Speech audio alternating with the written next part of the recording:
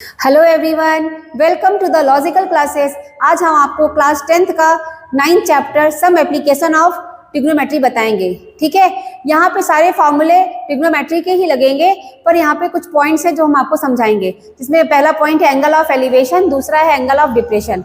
इनको समझने के लिए हमें दो पॉइंट और देखने पड़ेंगे, एक ऑब्जर्वर, एक ऑब्जेक्ट। हमारा ऑब्जर्वर कहाँ पे है और ऑब्जेक्ट कहाँ पे है।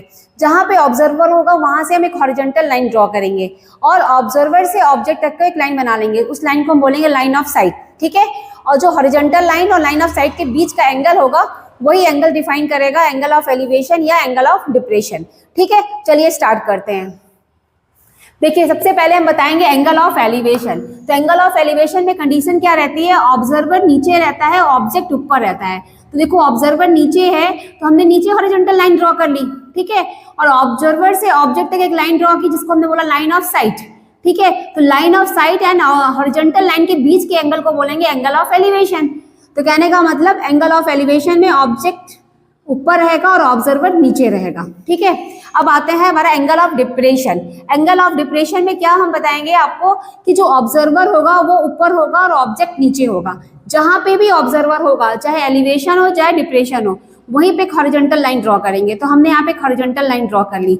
ठीक है, और ऑब्जर्वर से ऑब्जेक्ट तक को मिला दिया, उसको बोला लाइन ऑफ साइट। तो हॉरिजॉन्टल लाइन और लाइन ऑफ साइट के बीच का जो एंगल होगा, इन बिटवीन एंगल होगा, that angle is called the angle of depression. ठीक है, अब देखो ये हॉरिजॉन्टल लाइन इस हॉरिजॉन्टल लाइन के क्या है, पैरेलल है। तो डेफिनेटली जो एंगल ऑफ डिप्रेशन होगा वही यहाँ पे भी सेम वैल्यू आ जाएगी। मान लो यहाँ 30 डिग्री है तो ये भी 30 डिग्री हो जाएगा। ठीक, तो हम इस तरह यूज करके सारे क्वेश्चंस को सॉल्व करेंगे इस चैप्टर के। ठीक है, तो चलिए स्टार्ट करते हैं पहला question. Question: A circus artist is climbing a 20-meter long rope which is tightly stretched and tied from the top of vertical pole to the ground. Find the height of pole if the angle made by the rope with the ground level is 30 degree. ठीक है, तो आपको क्या given है, आपको एक vertical पोल दिया गया है और वर्टिकल पोल के टॉप को ग्राउंड में किसी पॉइंट सी से टाई किया गया है और जिसकी लेंथ कितनी दी गई है, एसी की 20 मीटर। तो जो आपको गिवन है वो 20 मीटर। ठीक है, और ग्राउंड लेवल से जो एंगल बन रहा है angle ACB which is 30 degree. ठीक है, तो आपके पास क्या है, एक हाइपोटेनस है इस ट्रायंगल का और आपसे परपेंडिकुलर पूछ रहा है। तो हाइपोटेनस और परपेंडिकुलर में किसका रिलेशन है, साइन का। तो जिसका रिलेशन होगा उसको हम यूज करेंगे। तो हम क्या लिखेंगे, in triangle ABC sine 30। Sine 30 क्या हो जाएगा, perpendicular upon hypotenuse. Your perpendicular क्या है, AB, हाइपोटेनस क्या है, AC। अब साइन 30 की वैल्यू कितनी होती है, 1/2। तो AB कितना है तुम्हारा निकालना है भाई, तो AC कितना है 20 मीटर। तो AB की लेंथ कितनी आ जाएगी, 20/2, दैट इज 10 मीटर। चलिए अब सेकंड क्वेश्चन को देखते हैं। ठीक है, सेकंड क्वेश्चन क्या है, a tree breaks due to storm and broken part bends so that the top of tree touches the ground making an angle 30 with it. The distance between the foot of tree to the point where the top touches the ground is 8 meter. Find the height of tree. सबसे पहले हम diagram बनाएंगे और कैसे बनाते हैं diagram इस question का, पढ़ते जाते हैं और बनाते जाते हैं। तो क्या दिया, tree breaks due to the storm. देखो एक ट्री है, हमने मान लिया AB हमारा ट्री है। ठीक है, AB। अब ये कहीं पे C पॉइंट से ब्रेक हो गया। ठीक है, उसका BC पार्ट आके ग्राउंड को टच कर रहा है और ग्राउंड के साथ वो कितना एंगल बना रहा है, वो एंगल बना रहा है 30 डिग्री का। उस पॉइंट को हमने बोल दिया D। ठीक है, टचेस द ग्राउंड इज 8, क्या, where the top touches the ground is 8 metre और यहाँ से AD की डिस्टेंस कितनी दी गई है, 8 मीटर। ठीक, अब हमको कह रहा है कि find the height of tree.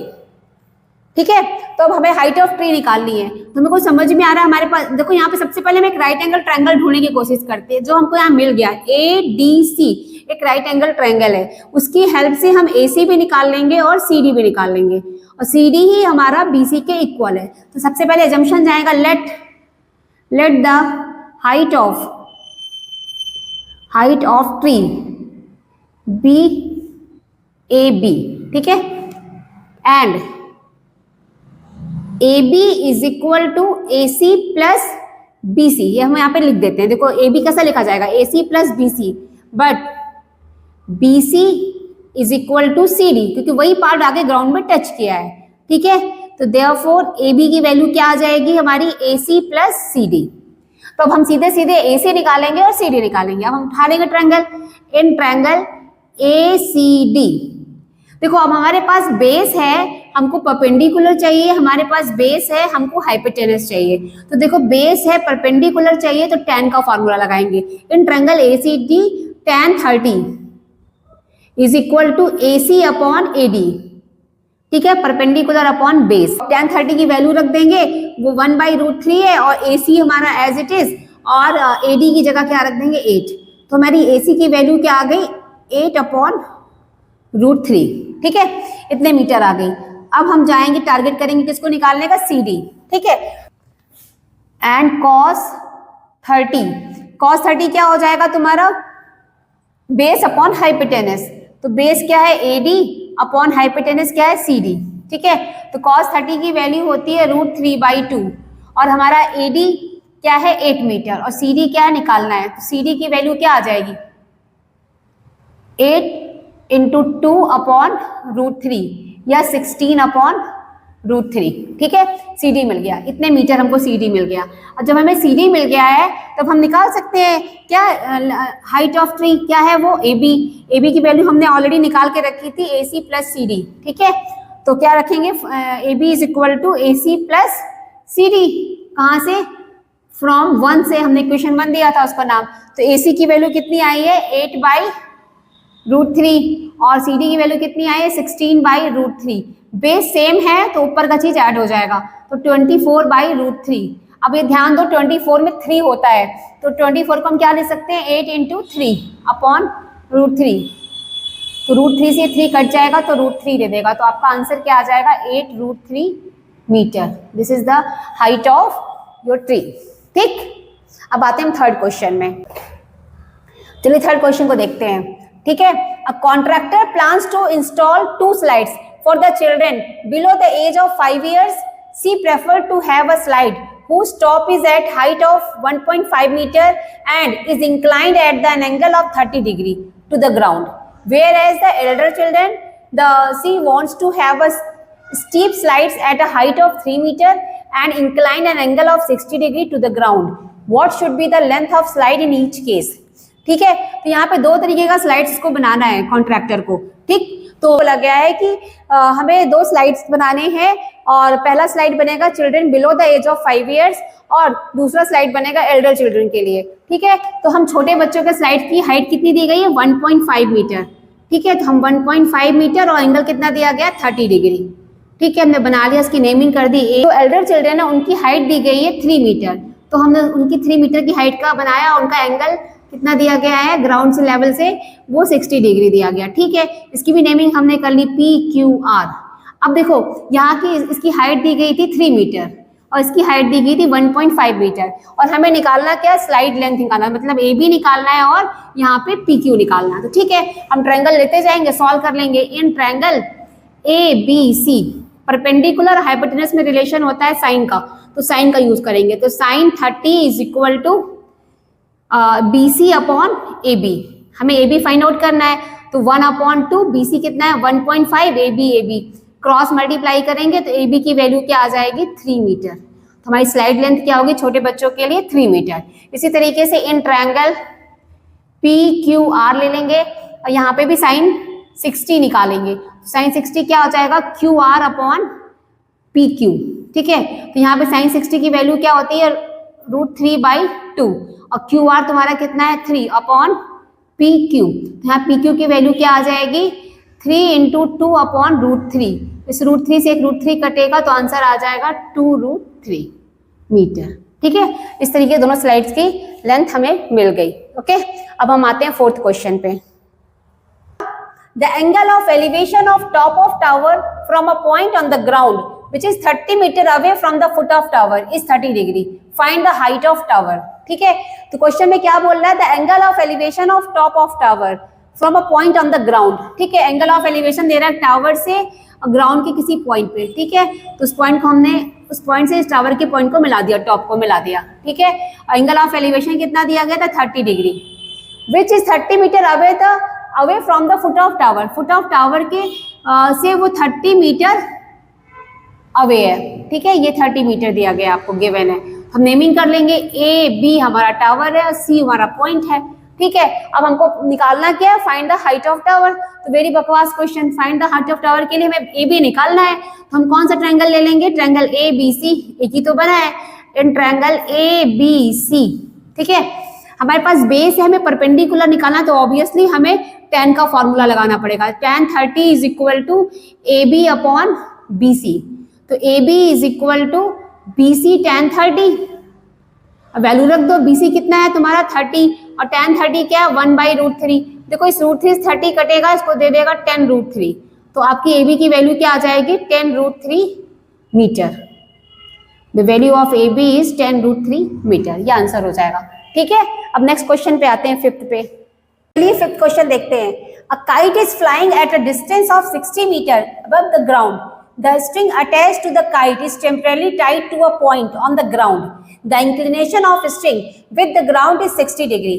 Find the length of string assuming that there is no slack in the string। ठीक है, वेरी इजी क्वेश्चन है ये। कैसे, देखिए एक काइट है जो कि 60 मीटर हाइट पर उड़ रही है, ठीक है। उसका जो स्ट्रिंग है हमने ग्राउंड पे ए पॉइंट पे टाई कर दिया है। अब बोल रहा है कि आप हमको हमें निकालना क्या है, लेंथ ऑफ एसी निकालना है, स्ट्रिंग की लेंथ निकालनी है, ठीक है। तो बहुत ही इजी क्वेश्चन है। देखो इस ट्रायंगल में हमको हाइट पता है और हमको यहाँ पे हाइपोटेनस निकालना है, तो हम कौन सा फार्मूला इस्तेमाल करेंगे, sin 60 का। तो in triangle A B C sin 60 is equal to B C upon A C, ठीक है। sin 60 की वैल्यू होती है √3/2, your B C is 60 metre, हमें ए सी निकालना है। क्रॉस मल्टीप्लाई किया तो A C is equal to 60 into 2 upon √3, ठीक है। √3 से 60 कटेगा तो ये दे देगा 20√3, क्योंकि 60 में हमारा 3 रहता है, तो हमारा आंसर क्या आ जाएगा 40√3 मीटर। ओके, तो द लेंथ ऑफ स्ट्रिंग क्या हो जाएगी 40√3 मीटर। इस तरह ये फिफ्थ क्वेश्चन हो गया। अब हम आएंगे सिक्स क्वेश्चन पे। चलिए देखिए सिक्स क्वेश्चन क्या है। A 1.5 metre tall boy is standing at a some distance 30 metre tall building. The angle of elevation from his eyes to the top of building is increases from 30 degree to 60 degree as he walks towards the building.